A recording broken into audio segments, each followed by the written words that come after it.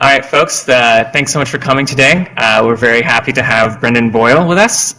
Brendan Boyle is partner and chief invention officer at IDEO. His role is a special emphasis on entrepreneurship and his focus on creating intellectual property that IDEO develops, along with promoting entrepreneurial thinking and practices throughout IDEO's 8 global offices. Before coming to IDEO, Brendan co-founded a company called Skyline, which was acquired by IDEO. And under his leadership, IDEO has licensed over 125 toy, game, and consumer products with leading manufacturers. And in 2007, Cranium Sounds by the Seashore, which was designed by IDEO, was nominated for Toy of the Year Award by Toy Industry Foundation. In addition to his duties at IDEO, Brendan sits on the board of the nonprofit National Institute for Play, where he focuses on bringing play-based techniques to innovation. And currently he teaches a class that he created in Stanford's new D School called From Play to Innovation. And so we're excited to have Brendan here to talk about his new book, the Klutz Book of Inventions. And he asked if you've already bought a book, please don't start reading it until after the talk. So please join me in welcoming Brendan Boyle.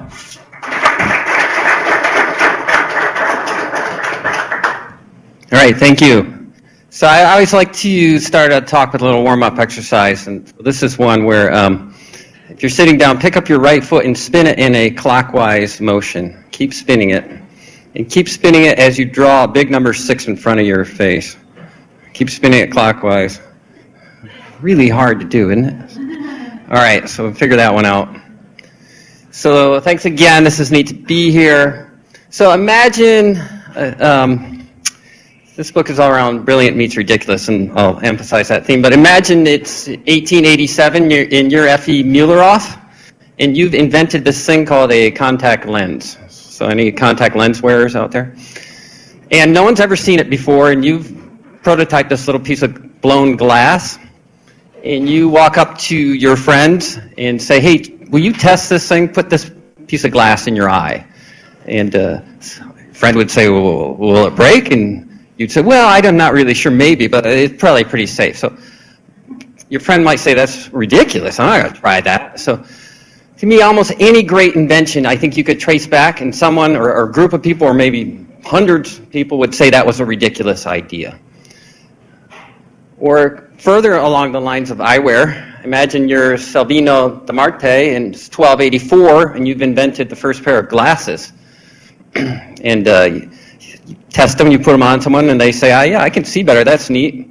But aren't I going to look kind of dorky if I walk around with these things? For those who wear glasses, I don't know about the rest of you, but not first time I had to wear glasses, I was really worried about going to school. Like, this is going to look crazy, right? People are going to think I'm different, and so I suspect this seemed quite a bit, at a time, ridiculous. So think about some of your own big ideas. Have you heard, has that felt like that's ridiculous? And then one more on the eye care, which would be laser surgery, which has been around now, I think, 30-some years, different forms. But I remember the first time I heard about this, and I was thinking, you're going to shoot lasers in my eye, and then I'm going to see better? That probably seemed like a pretty far out there idea. And I always used to wonder, being in California, what if you're getting laser surgery and the earthquake hits? Like that would probably be tricky. So insert any big invention here. Probably one of the biggest inventions is the wheel. And you could go back a zillion years ago, and probably the first cave person fooling around with the wheel. The rest of the cave folks were probably thinking that some kind of nitwit off to the side doing some type of invention thing. Again, it's that pushing yourself and having a safe enough environment to do that.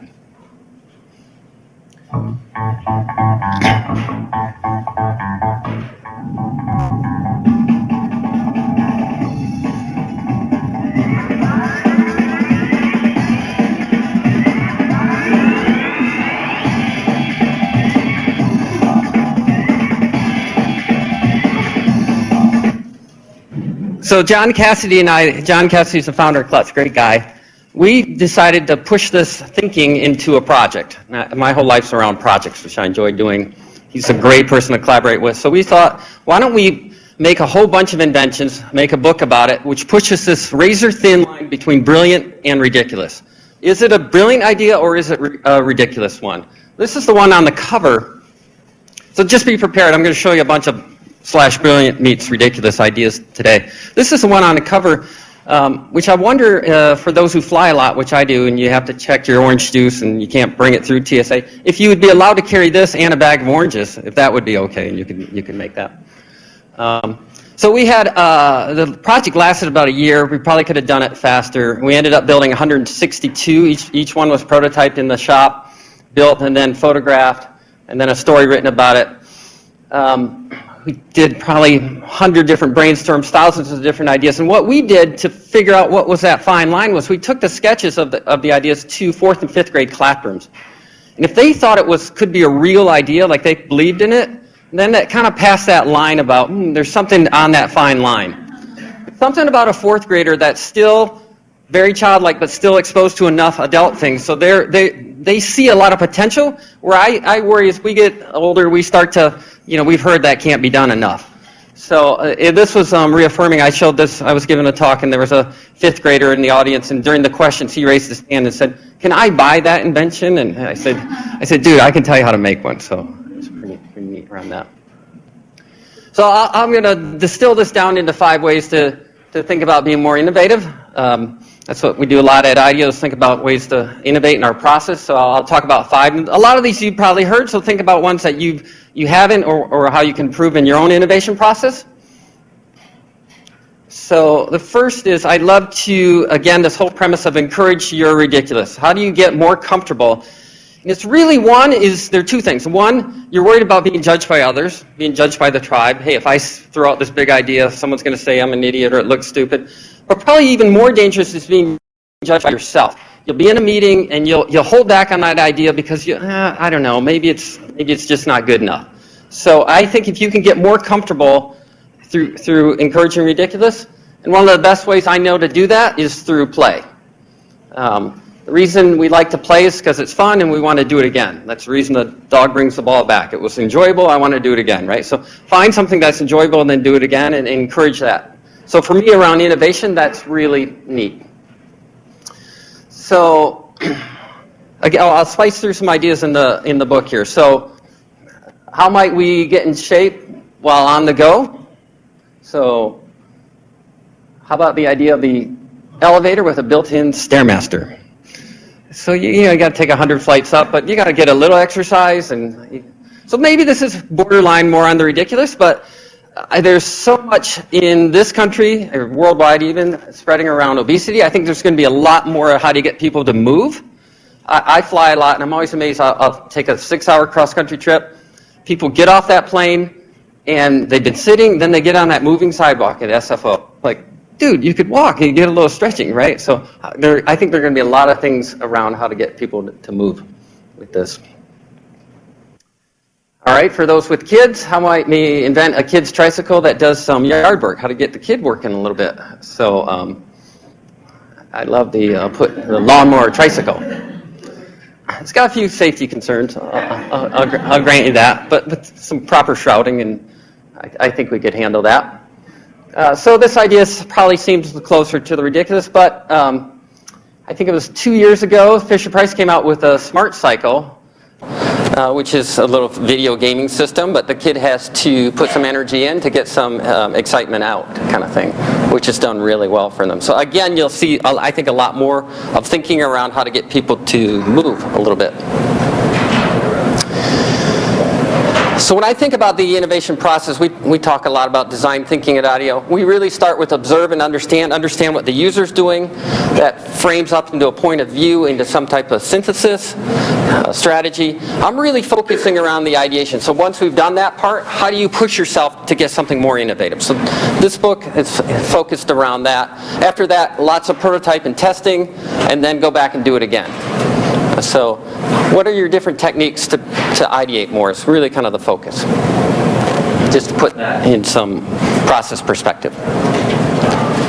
All right, how might we reinvent the common parking ticket? I don't know about you guys, but my office is downtown Palo Alto. I walk out and I get a parking ticket. I'm pretty bummed out for a little bit. Like, let's get 10 minutes earlier. I could have moved my car. So we were trying to think, how could we reinvent that? put the fun back in traffic citations. So I get my ticket and you scratch off. So double my fine, zero fine, we owe you the fine. So, and I was talking to someone from the city of Palo Alto, and they're saying the biggest problem in parking tickets is people throw them away. They just don't, especially if they're out of town. If you put some fun, you felt like you got a deal, you'd have to, I think, tweak the economics here. I got $1 off, maybe people would feel more apt to pay. Something on that. So this one I think is closer. I like this.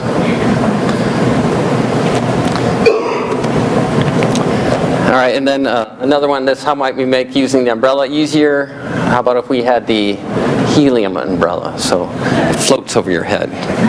It's always something to do with your arms. All right, so I love little warm-up exercises. I need you to pick a partner and each get a Post-it and a pen. And it doesn't have to be someone you know. You can meet someone new. And this will just take about 2 or 3 minutes to do this exercise. So pick a partner, and this will encourage a little play. So if it's fine, we'll do a little play here. All right, so everyone's got a partner. This is called the mashup. One person, the first part of the exercise you do by yourself. So one person lists 5 things that you would find in your junk drawer or your kitchen or your garage. Make them unique. Think about 5 things. The other person lists 5 things that you'd find in a drugstore. That's the first part. All you need to do is take a minute, do a quick list, decide who's doing what, and make a quick list.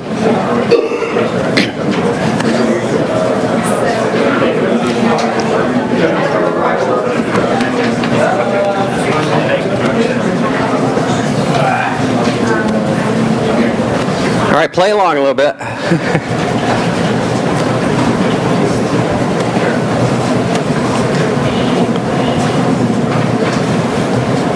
Drugstore, Walmart, Walgreens or CVS, Longs, that kind of thing.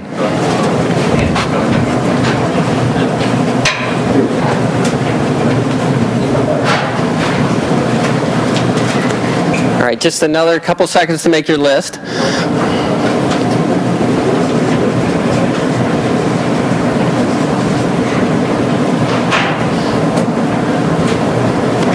You guys are doing well.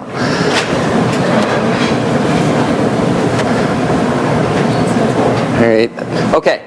All right. Now, look at your list together, and then over the next, this is called a mashup. Over the next couple minutes, see if you can brainstorm a combo idea. Here's my example. I got a welcome mat.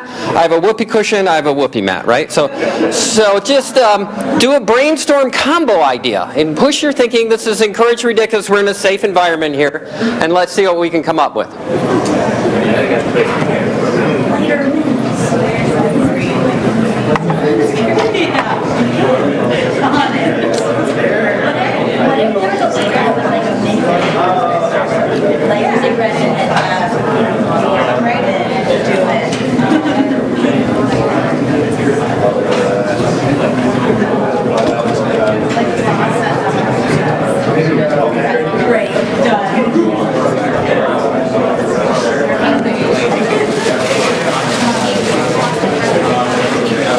All right, if you can do a quick sketch, that's even better. If you can do a quick sketch, you guys will rock.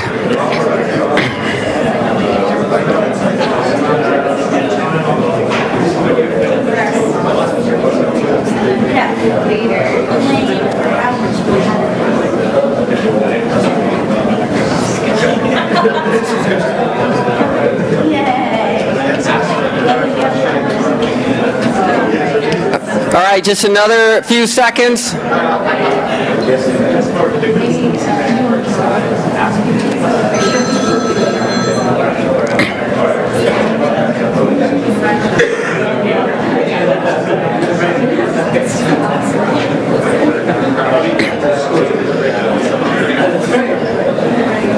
All right.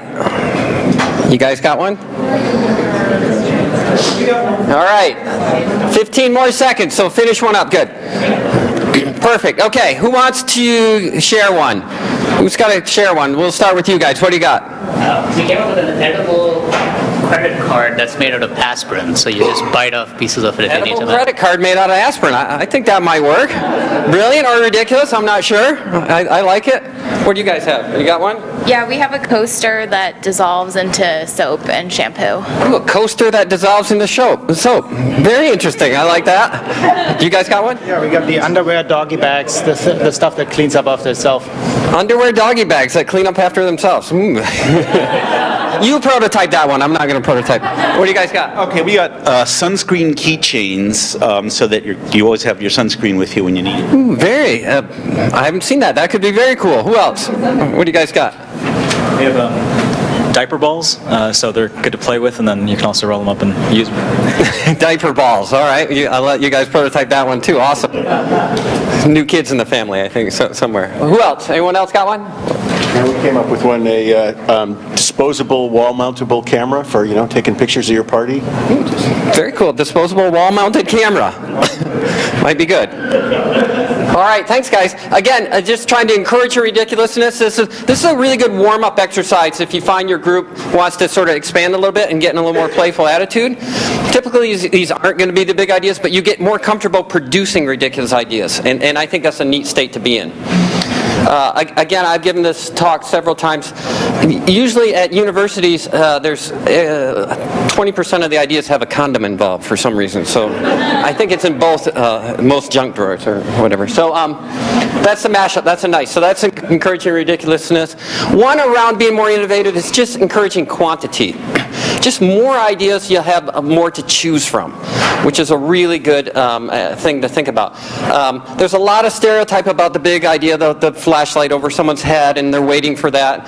And that's really hard to count on. Like, your boss comes up to you, what are you doing? I'm just waiting for the big flash, so don't worry, or I'm going to go home and take a nap. So getting used to having lots of ideas and then going back and choosing is a better way, I think, to be innovative. It's just like, have a part of the day that's very generative, and then a part where you can judge. But get comfortable with lots of ideas. This is a great quote. When the tough get going, when the going gets tough, the tough gets stupid. Out of 100 ideas, the first 60, this is a brainstorm session, produce 5 that were actually new or different. The next 20 produced nothing but laughter. And ideas 80 to 100 produced another 10 that were amazing. Thankfully, we didn't give up when the well ran dry around idea number 60. From the ebb and flow ideas from Deb Patnack, who's the founder of Jump. Neat guy. So they've started to take a look at their typical brainstorms. And you can sort of get to this part here, and I think sort of the humor will help you move through. So lots of ideas, you'll have more to choose from. All right, how might we invent the next big thing in chainsaw technology? Probably not a lot of chainsaw folks here, but who knows? You need the chainsaw DVD player. So it's prototyped up. You gave you clear cut and you name. So we had a lot of discussion about what movie to put in there. Should it be like a slasher movie, or we ended up with a romantic movie. We figured the person's got enough action going on anyway. But it is amazing if you start to look at it, if you go out to most restaurants or bars now, how many LCD screens are everywhere. So you I've even started to see them now in televisions in bathroom mirrors at high-end hotels and things, where they're starting to put in things like that for advertising. I heard they're going to do that at airports, so when you walk up to the airport in the bathroom, the TV will pop up and give you some advertising. So, I don't know, my jury's out on this is brilliant or ridiculous, but it's someone's experimenting. The third one for being more innovative, I really like is this principle of encourage yes and. Any folks do improv out here? Yeah, so this is a basic tenet of improv. Accept what's been given at that moment or second, and then move, build on it, which is really neat. I find a lot of folks, as they advance in their career, become more yes but people. Someone throw out an idea and they'll listen to it and they'll say, yes, that's a great idea, but it's not going to work out. So if you find yourself becoming a yes but person, I think try to throw a few more yes ands into your conversation throughout the day, which is really nice. So yes and build on that idea a little bit more. I just think it's a really nice thing. The creative folks that I know, some of the most creative folks, really sort of embrace this. It just makes them more interesting folks to hang around. So, all right, This will be the last of the warm-up exercise I've got you guys doing. So find a group of 3, and we're going to do the little yes and exercise. So a group of 3, and then you'll start with let's throw a party, and then yes and I'll let you go around once or twice, and we'll see who's got the best sort of exciting party. So start with let's throw a party. Google's probably got tons of parties, so how do you get the best one? So maybe this could be for next holiday parties, yes and. So get 3 people, and then 3 or 4 people's fine, and then spend about a minute doing this. So and write it down on your Post-its as you go, and we'll see who's got the most exciting party.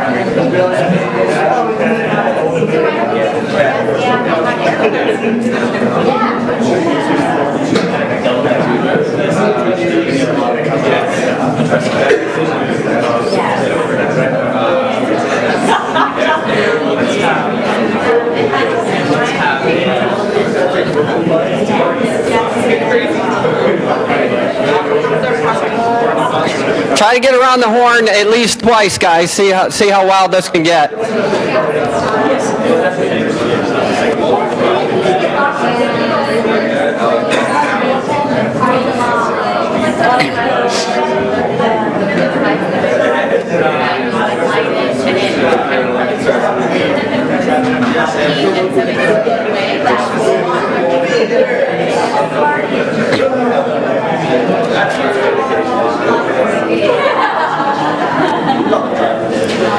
All right, we'll go another 15 seconds.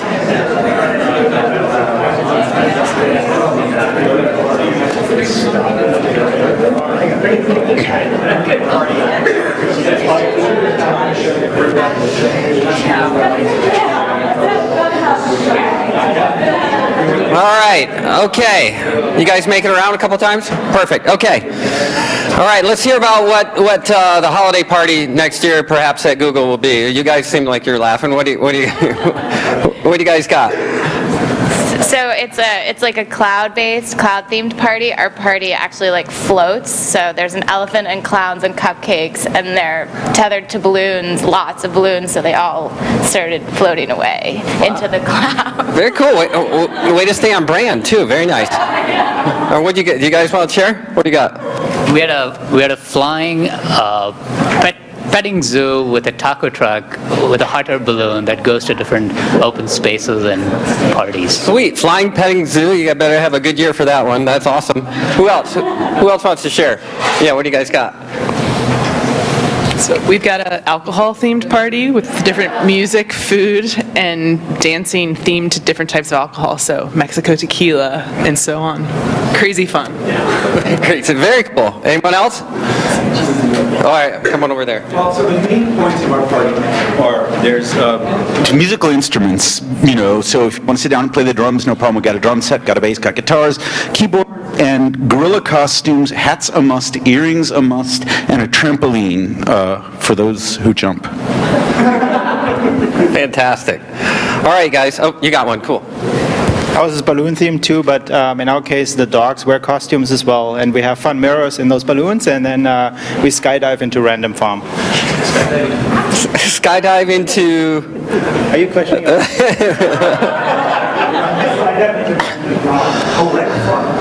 right. Again, thanks for trying that little warm-up exercise. The point, yes, and right, to build a little building.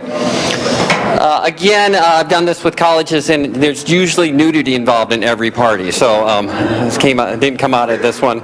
I've done it with other folks where some big star, and then someone else in the group didn't like that star, so that star died. But yes, and then came back to life, and then yes, and died, and they're in an infinite loop of that person they didn't like. So and liked.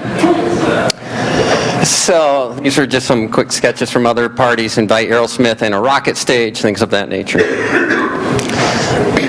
All right, for those with kids, anyone, kids out here, yeah. So, how might we make family road trips more tolerable? Let's go back. So this is the sibling binders. So very low prototype tech here, but what you can't see can't annoy you. So that's kind of out there, probably more ridiculous, but I see, for those who own minivans, I think that, most of them now come equipped with DVD players, 2 in the back, to keep the kids sort of, pacified. I worry a little bit. I could envision a family driving through Yellowstone and the kids are watching a travelogue video about Yellowstone versus looking out the window. So I love this quote: to invent, you need a good imagination and a pile of junk. So this is from Edison. And a pile of junk means a pile of stuff. And a lot of great inventions have been combination inventions, or at least been inspired by different things. So having a lot of stuff around. And depending on what industry in it, the stuff could be totally different, right? So I think number 4 is don't be afraid to collect stuff.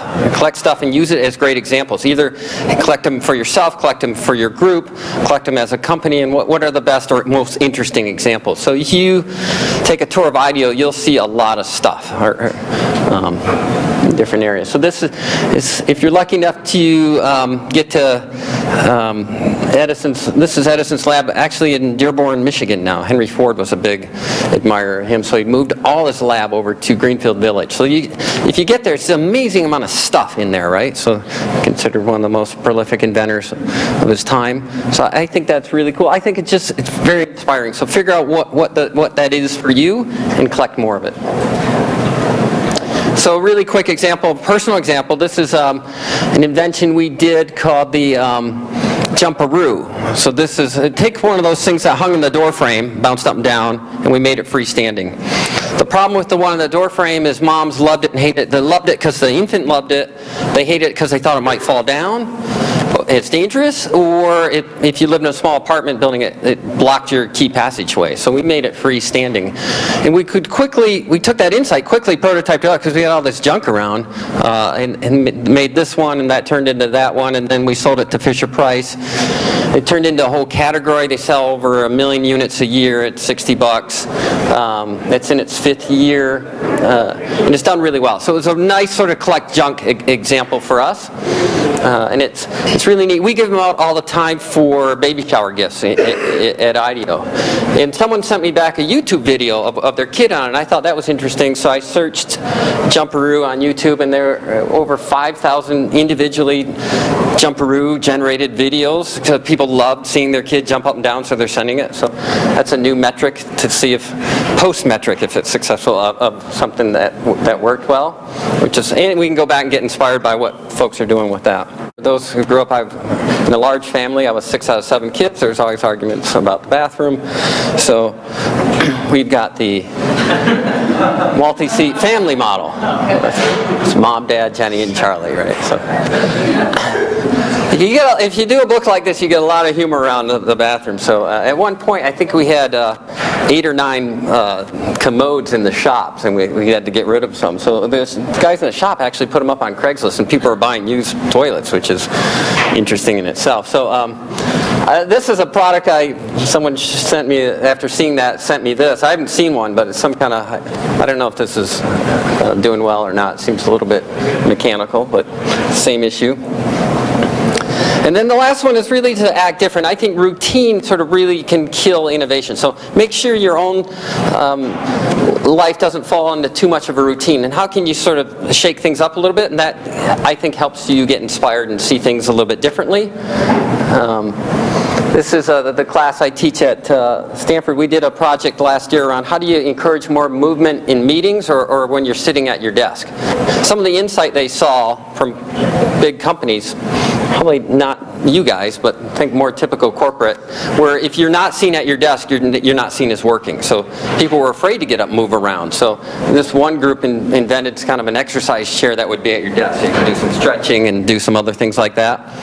This group tried to reinvent the whole meeting of sitting around the meeting. They saw a lot of insights where the boss would come in, sit in the same seat. The boss might sit in more of a powerful suit. So they tried to break all those things up by wearing writable suits with no desk, so you'd be brainstorming and writing on people, right? So pushing the ridiculous on that, but pushing the thinking further out. It's got all sorts of lawsuits written all over it, but it was interesting to see, and they were experimenting. I saw this online, this Japanese class trying to make chores more fun, so they'd make it into a game. How fast could they do things? So they're trying to break up the routine of picking up the classroom, which no one wants to do, into something more interesting, which I thought was really neat. So a few closing thoughts. Don't take yourself too seriously. Discover the opposite of play doesn't work. This is sort of the whole class is based around the opposite of play doesn't work. It's I think, boredom, or in worst cases, depression. So if you're not interested or passionate about what you're doing, you're not going to innovate. So most people think play is for kids, it's frivolous. I think that's totally wrong. I think as you get older, you should be incredibly excited about what you're doing. If people aren't, then I usually can get them thinking about this way around their hobbies. Like some of their hobbies are an incredible amount of effort, work, so to speak, but they love doing it, so they want to keep doing it more and more. So I think for innovation, if you can feel this sort of playful mode, not maybe all the time, but more of the time, that's a really neat thing to do.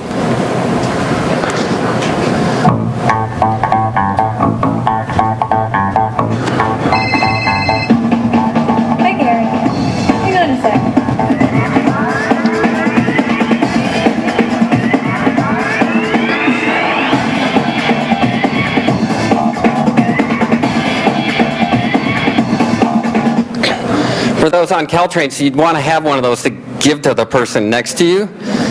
So this is probably not the right solution, but again, if you fly a lot, phones will be on planes. They've been on planes in the past. They'll come on, and there'll be some issues around this. So people will be trying to solve this. This cone of silence is probably not it, but there'll be something else out there. So this will be pushing that thinking somewhere. So with that, be ridiculous, create something brilliant. Thank you very much, everybody.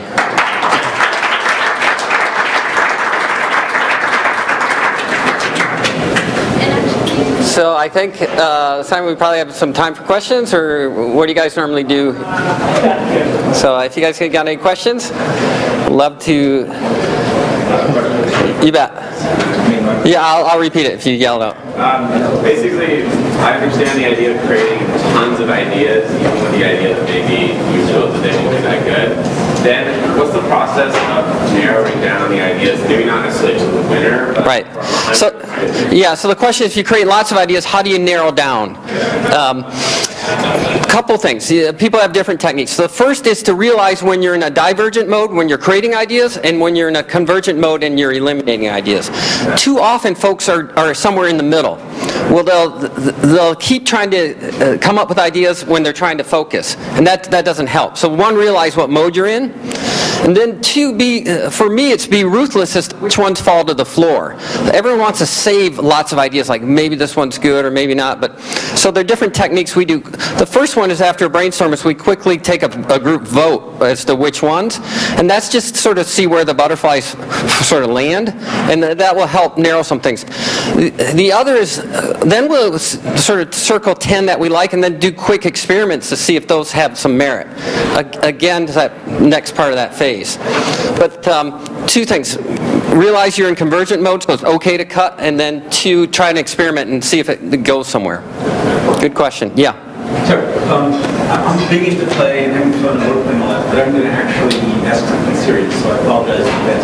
Your car with multiple DVD screens kind of bothered me, and made me think about that movie Avalon at the end of the show, TV kind of like the American family. And road trips, right, at their best, are a time for the family to, interact. So what do you do about ideas that are highly successful and can make you lots of money, like negative social consequences? Yeah, well, first that car DVD idea wasn't mine, so yeah, I know. No, I know.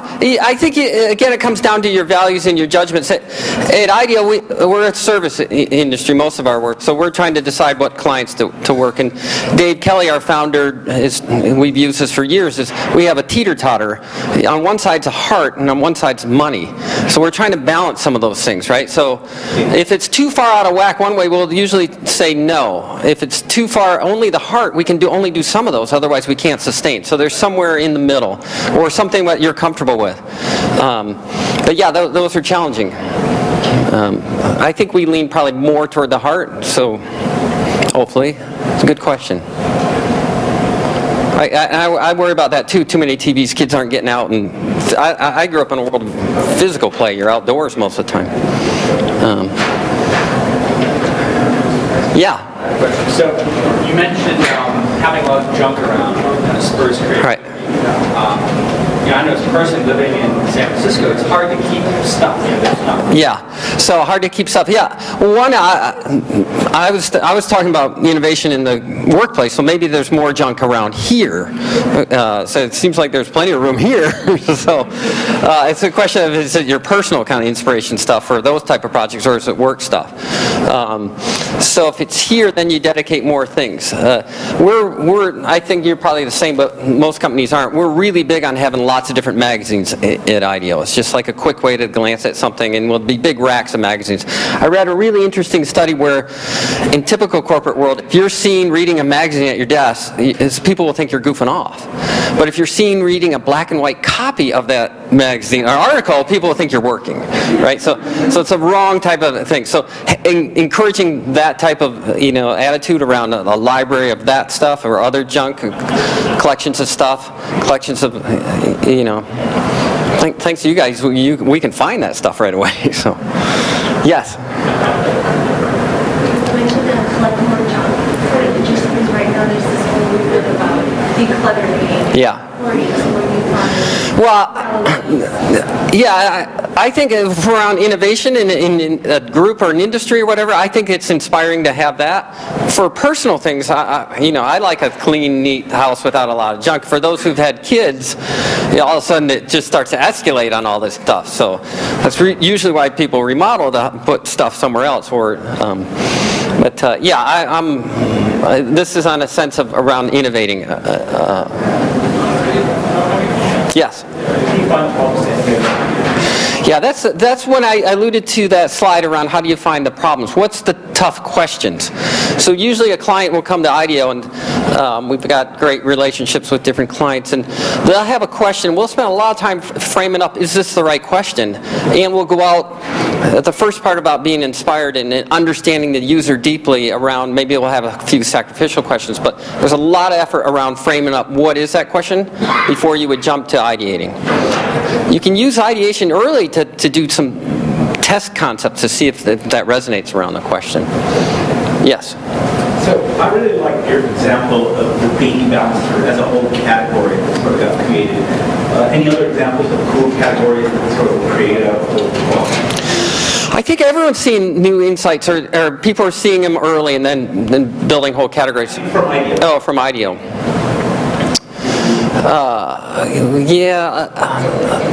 It's challenging top of mind on that. Almost with any of our clients, it's a collaborative. Yes. So I'm trying to think about something. Let me come back to you on that one. There are probably 5 or 10 that are good ones. That one's one off top of my mind.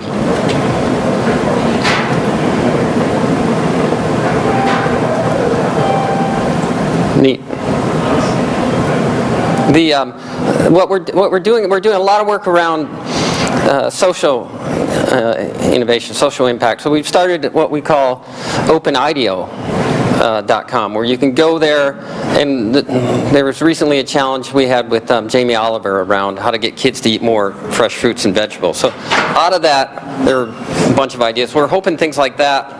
We're trying to tackle bigger issues like that with that type of venue, especially around the obesity and things of that nature. All right, gang, go out and be ridiculous and